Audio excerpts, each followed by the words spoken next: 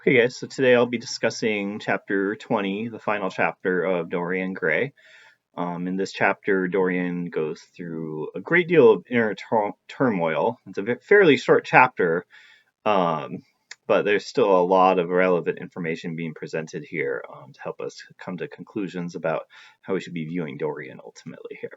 Okay? So, first off, he, quote, was tired of hearing his own name now. Which is strange because he seemed to delight in that sort of thing before. There's another reference to that in this chapter. But this just reflects how he knows that he has like such a bad reputation and knows that he's a bad person ultimately. It mentions here that he likes Hetty's village, the girl who he feels like he spared in the previous chapter and tried to convince Lord Henry that he had done a good deed by sparing her. But he likes that village because, quote, no one knew who he was there. Okay, so he likes that anonymity because we get a big focus in this chapter on him wishing he could disassociate from his past, basically. Okay. He even told Hetty that he was poor and wicked, which makes us wonder why didn't he point that out to Lord Henry in the previous chapter? You know, Lord Henry, part of the criticism Lord Henry gave was that Dorian made this girl used to like upper class people and that she would only want upper class people now. But that wasn't the impression Dorian gave her, and should make us wonder, well, why did Dorian not try to like correct Henry on that? So just something for us to think about here, why he let that wrong impression last. And also we get here, Lord mentions here in the narration that Hetty thought that, quote, wicked people were always very old and very ugly, which is a recurring motif in this book. We've seen that kind of incorrect assumption be shown by a lot of people in this book. And this is just like the one more time that is re-emphasized here in the book here. Okay, about how wrong it is to assume that people are good just because they look good, or that they're evil just because they look old and dark and such. Okay. We also, another relevant quote about Hetty here is that Dorian says that, quote, she knew nothing, but she had everything that he had lost. Okay, showing how Dorian regrets the innocence that he himself has lost. You know, he envies her innocence here because he wishes that he was still like that here, but he's become so jaded and experienced so many negative things that he wishes he could go back to the way things were before. And this transitions into him longing for the, quote, unstained purity of his boyhood, end quote, which is also, everything so far has been from the first page of the chapter. He references the rose white boyhood on the same page here. And, quote, he knew that he had tarnished himself, filled his mind with corruption, and given horror to his fancy that he had been an evil influence to others, end quote. And then asks himself afterwards, quote, was it irretrievable? Was there any hope for him? Okay, and this is kind of like an overriding question in the chapter where Dorian keeps wondering, like, can he disassociate from his past? Can he actually become a good person now? Okay, and it's in answering these questions that will drive Dorian to make like his ultimate decision here that determines what the rest of his life is going to be like. Okay, we get with that rose white reference, we get another color reference here too. There's another reference to something being green or later in the chapter here as well. Wilde likes to do this a lot to emphasize, certain feelings here. His boyhood is rose white to like show the innocence and pristine and purity of it, actually. Okay. And then Dorian starts to go into like what he blames for his failure. And we get constantly in this chapter that Dorian does not blame himself. He does like posit that to himself was he vain or was he hypocritical at times? But he always shifts away from this sort of attitude about things. In the end, he always ends up blaming something or someone else. Mostly blaming the painting and also blaming blaming other people for their own fate. Like he blames Basil for his fate, he blames Alan Campbell for his suicide and such. But here, the first way in which this comes up is that Dorian blames all his failure on praying, quote, that the portrait should bear the burden of his days and he keep the unsullied splendor of his eternal youth, end quote. going back to like that original wish. So he blames that wish there, but he doesn't really blame himself, though. He does go on to say here, though, quote, better for him that each sin of his life had brought its sure, swift penalty along with it. There was purification and punishment, end quote. Okay, so he's saying there that he wishes that he had been like punished in some way for each of his sins, like right when they happened. Okay, and it's certainly possible that that might have deflected him away from continuing down that dark and evil path. But when we think about it, like, does he really want to be punished? He shows in this chapter that he doesn't actually want that. He thinks it would have been better for him, and maybe it would have, but he could be punishing himself now, and yet he refuses to do so, actually. Okay. We'll go back to that a little more in a minute here. Okay. Continuing on, Dorian sees the mirror that Lord Henry gave him. It has, I think, cupids going all the way around it. It's the same mirror that Dorian looked into when he first saw that change in the painting for the very first time after after he had betrayed Sybil, and rejected her. And he can't bear to look at himself anymore and destroys this mirror, just throwing it, and of course it breaks and crashes apart. But this shows us that he can't stand himself anymore. We want to think about how he says, quote here, it was his beauty that had ruined him. And so he can't stand looking at himself anymore. He blames, it's kind of odd to blame his beauty, really, right? But this goes deeper than that, though, of course, to him blaming like that wish he made in the first place, actually. Okay.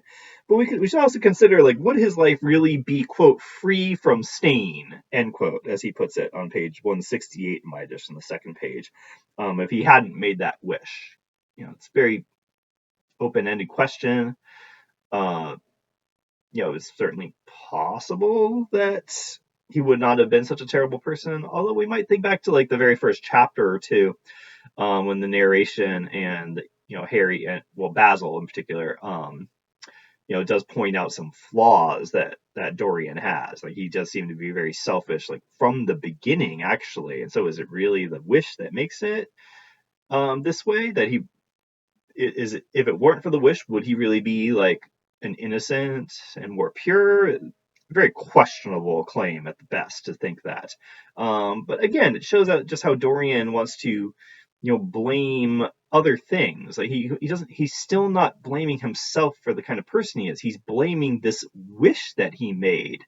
But of course, like, the wish didn't make him a bad person. Like, he ended up rationalizing that he could do all these terrible things because the portrait would take on the negative effects of that ultimately here.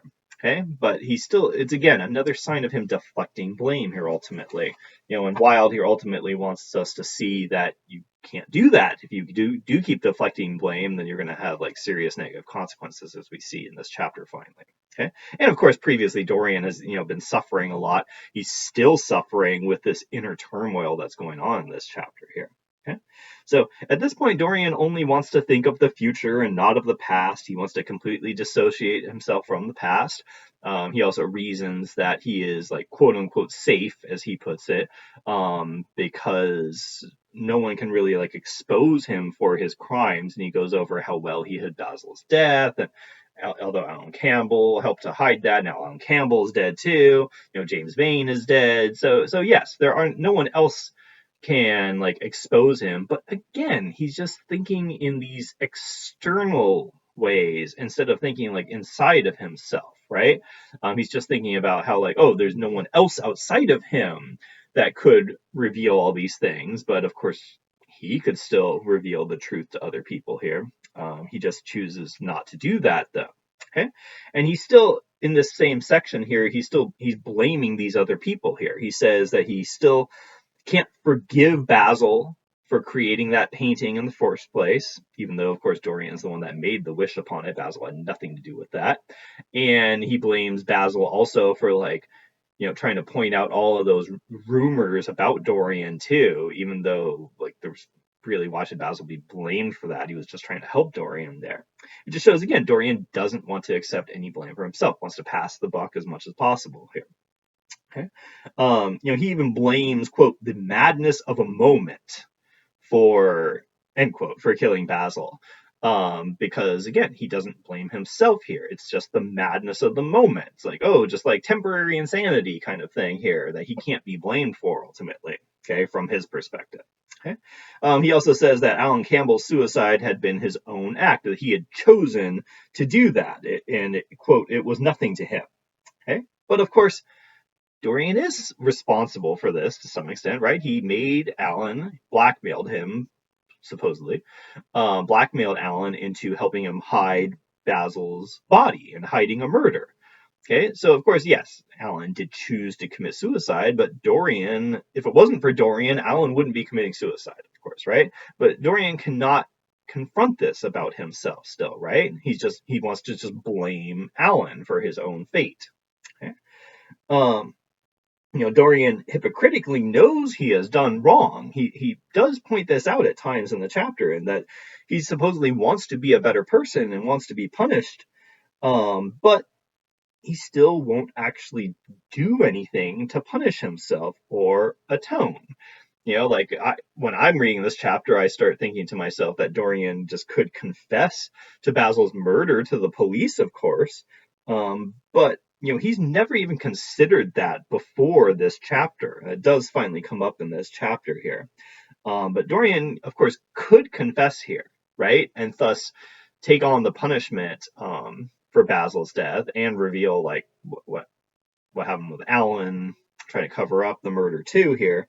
Anyways, we'll go back to this in a moment here when we get to that point in the chapter. Okay, but it's something I think that we should be considering here when he brings up the part about how he wants to be punished and such. Okay, he seems to be avoiding that. Okay, now Dorian wonders if the portrait at this point, quote, was still not so horrible as it had been, end quote, because he thinks he did this good deed by sparing Hetty, by not running away with her. Of course, we analyzed that a lot in the previous chapter already.